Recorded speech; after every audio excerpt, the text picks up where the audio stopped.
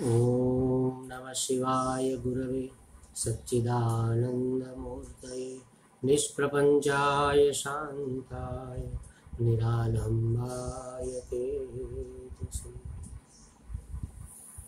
हरिओम प्रभु जी। आज के इस प्रश्न परिषद में आप सबका स्वागत है। आज का प्रश्न बेंगलुरु से चेतना जी का है। वो कहती है, मन बुद्धि चित्त अहंकार को बताइए, समझाइए। मन क्या है, बुद्धि क्या है, चित्त क्या है, अहंकार क्या है, उसके फंक्शंस क्या है, ये सब शायद वो जानना चाहती है। तो उसको ठीक तरह से जानने के लिए हम शुरू से ही शुरुआत करेंगे। देखो, हमारे शरीर में कई साधन है कर्म करने के लिए, कुछ न कुछ करने के लिए। तो उसमें जो कर्म करने के साधन है उसको कहते हैं कर्मेंद्रियां, और ज्ञान प्राप्ति के जो साधन है उसको कहते हैं ज्ञानेंद्रियां। ये दोनों हमें, कर्मेंद्रियां बाह्य साधन है,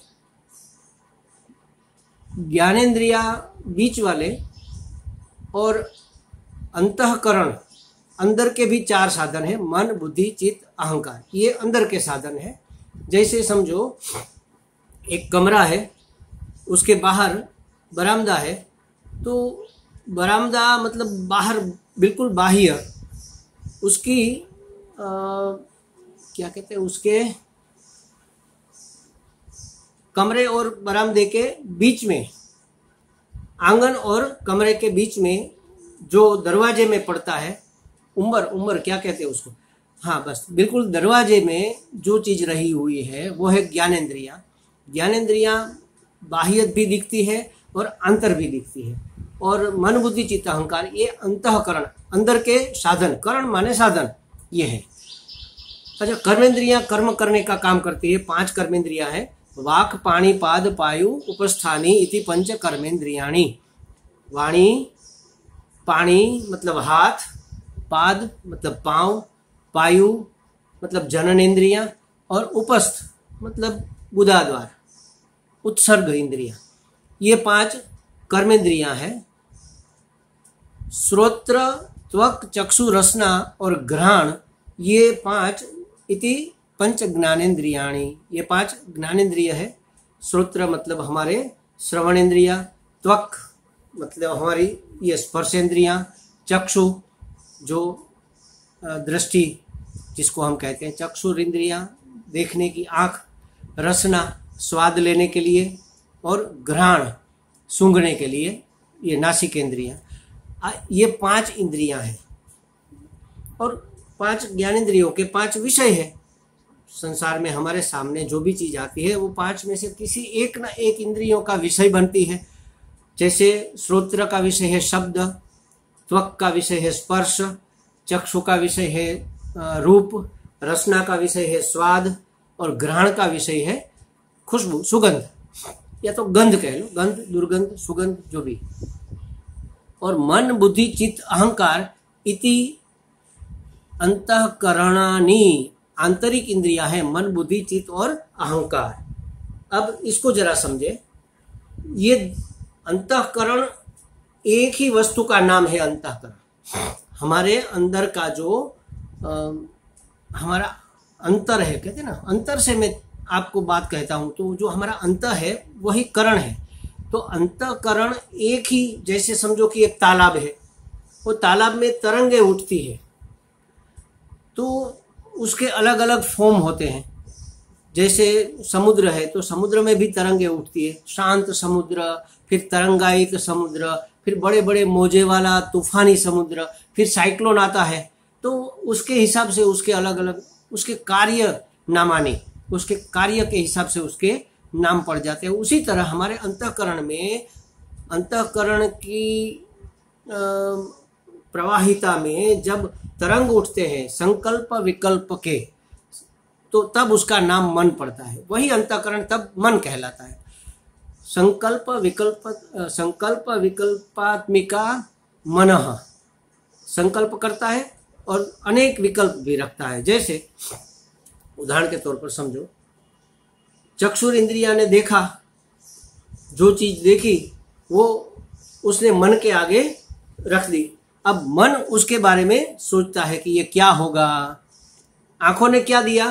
रूप दिया। सिर्फ एक 2-3 फीट का एक कुछ पड़ा है, टेढ़ा मेढ़ा ऐसे पड़ा है और काला काला रंग है उसका, इतना मोटा है, जो भी है मन को दे दिया कि ये पदार्थ है। अब मन ने सोचा कि ये काला काला 2.5-3 फुट लंबा और इतना मोटा, ये क्या हो सकता है। तो वो सोचता है कि ये माला किसी ने तोड़कर फेंकी होगी, माला होगी।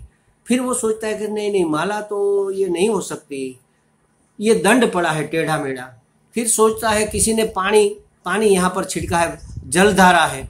फिर सोचता है कि अभी भूकंप आया था तो छिद्र पड़ गया होगा, ऐसी तिराड़, वो छिद्र है, भूछिद्र है। फिर सोचता है कि सांप है। तो ऐसे अनेक संकल्प और विकल्प मन करता है। वो निश्चय नहीं करता, निश्चय करने का काम उसका नहीं है। वो संकल्प विकल्प जो भी उसने देखा बुद्धि के सामने उन्होंने रख दिया, उसने रख दिया। बुद्धि सोचती है कि ये क्या हो सकता है, दंड है, ऐसा तो दंड भी होता है, ऐसा तो ऐसी माला भी होती है, ऐसा सांप भी होता है, भूछिद्र भी होता है, जलधारा भी हो सकती है, क्या होगा। निश्चय बुद्धि को करना है, लेकिन किस आधार पर बुद्धि निश्चय करेगी? वो जाएगी स्टोर रूम में, एल्बम निकालेगी और उसमें देखेगी कि ऐसी ऐसी चीजें क्या क्या हो सकती है। तो ये हो सकता है, जलधारा हो सकती है, भूछिद्र हो सकता है, दंड हो सकता है, माला हो सकती है, सांप हो सकता है। तो ये एल्बम उसे दिखाएगा। वो चिंतनात्मिका वृत्ति का नाम है चित्त, जो चिंतन करती है, जो स्मरण रखती है कि ऐसी चीज है तो ये होगा। फिर उसका अनुसंधान बुद्धि के साथ करवाती है कि देखो इतनी इतनी चीजें होगी। अब बुद्धि निश्चय करती है कि ये हिल रहा है, हाँ हिल रहा है, फुफकार रहा है तो सांप होगा। बुद्धि ने निश्चय किया कि यह सांप होगा। फिर निश्चय किया कि नहीं, ये हिलता नहीं है, न तो ये हिलता डुलता है, न तो फुफकारता है, ये तो पड़ा हुआ है, सिर्फ आगे से मोटा है, पीछे से पतला है, तो ये मतलब दंड हो सकता है। फिर निश्चय किया कि नहीं नहीं, अब थोड़ा कहीं कहीं चमक रहा है, कहीं नहीं चमक रहा है, तो ये जलधारा होगी। कहीं गहरा दिख रहा है, कहीं ऊपर ऊपर दिख रहा है, तो ये भूछिद्र होगा। ऐसा सोच सोच कर बुद्धि चित्त की सहायता से, चित्त है स्मरणिका वृत्ति, अनुसंधानात्मिका वृत्ति, या इसको एल्बम कह लो, स्टोर रूम कह लो, हमारा जो संग्रह है हमारे ज्ञान का, उसका संग्रह, ज्ञानात्मिका वृत्ति है, वो स्टोर करती है। उसके आधार पर बुद्धि निश्चय करती है और कहती है कि ये सांप है। और कहाँ किसको कहती है? जो उसके पास मैसेज लेकर आया है कि महाराज बताओ ये क्या है। मन आया था ना, तो मन को कहती है कि ये सांप है। अच्छा, मन तुरंत आज्ञा देता है सभी ऑर्गन्स को कि ये सांप है। अब निश्चय हो गया सांप है तो काटेगा, काटेगा तो जहर लगेगा, मर जाएंगे, भागो यहां से। तो तुरंत सेंसेशन होने लगता है, रोए खड़े हो जाते हैं, पसीना पसीना हो जाता है, सांस फूल जाती है और भागने का प्रयत्न कौन करता है? पांव, कर्मेंद्रियां, पांव वहां से भागा। मन ने आज्ञा कर दी कि भागो वहां से, पांव ने भागा। आंख ने देखा, मन को दिया, मन संकल्प विकल्प करता है, बुद्धि को दिया कि भाई ये क्या है बताओ। बुद्धि ने स्टोर रूम खोला, एल्बम निकाला और देखा कि ये चीज हो सकती है, लेकिन ये हिल नहीं रहा है तो दंड है, हिल रहा है तो सांप है। निश्चय हो गया कि सांप है, चलो थोड़ा थोड़ा पवन है तो हिल रहा है, तो मतलब रज्जू पड़ा है तो भी लगेगा तो सांप ही हमें। तो ये रज्जू है या सांप है, निश्चय किया कि ये सांप है। बुद्धि को कहा कि भाई ये तो सांप है। बुद्धि ने तुरंत पांव को आज्ञा दे दी कि भागो भाई यहाँ से, ये सांप है। तो ऐसे एक क्षणार्ध से भी कम समय में ये हमारी पूरी प्रवृत्ति चलती है महाराज। तो मन, बुद्धि, चित्त, अहंकार, एक ही अंतःकरण के अंदर के जो साधन है उसके नाम है। जब संकल्प विकल्प करता है अंतःकरण तब उसका नाम मन है, जब निश्चय करता है तब उसका नाम बुद्धि है, निश्चयात्मिका बुद्धि। और जब अनुसंधान करता है कि ये क्या है, देखो एल्बम में देखो, ये अनुसंधान करता है, स्मरण करता है, चिंतन करता है, तो चिंतनात्मिका वृत्ति का नाम है चित्त। और अहंकार, अहंकृति, मैं करता हूं, अहंकार सब में रहता है। देखो अहंकार 3 तरह से रहता है। मैं करता हूं, जो करता है फिर वो मैं भोगता हूं, और मैं जानता हूं। आंखों ने देखा तो देखने के साथ, हर एक इंद्रिय के साथ, मन के साथ, बुद्धि के साथ, चित्त के साथ अहंकार तो रहेगा ही। देखने का काम प्रमाता बनकर मन अहंकार कर रहा है।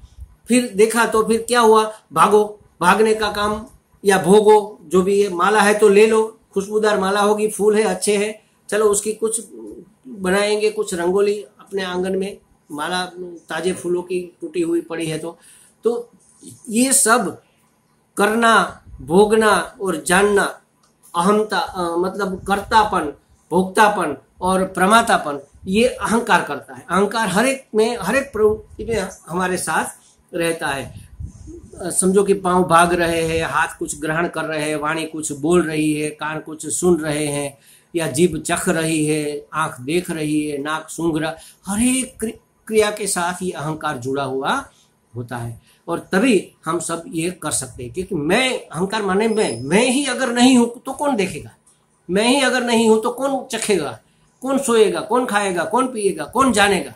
तो अहंकार तो हर एक वृत्ति के साथ में रहता है। तो ये मन, बुद्धि, चित्त, अहंकार हमारा सूक्ष्म शरीर का एक मुख्य हिस्सा है, समझ लो। 3 शरीर है हमारे।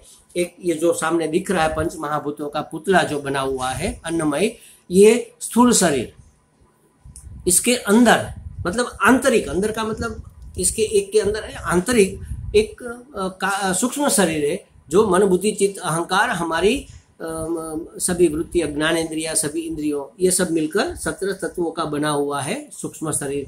और ये सूक्ष्म शरीर और स्थूल शरीर मिलने का जो कारण है, अज्ञान, अविद्या, वो है कारण शरीर।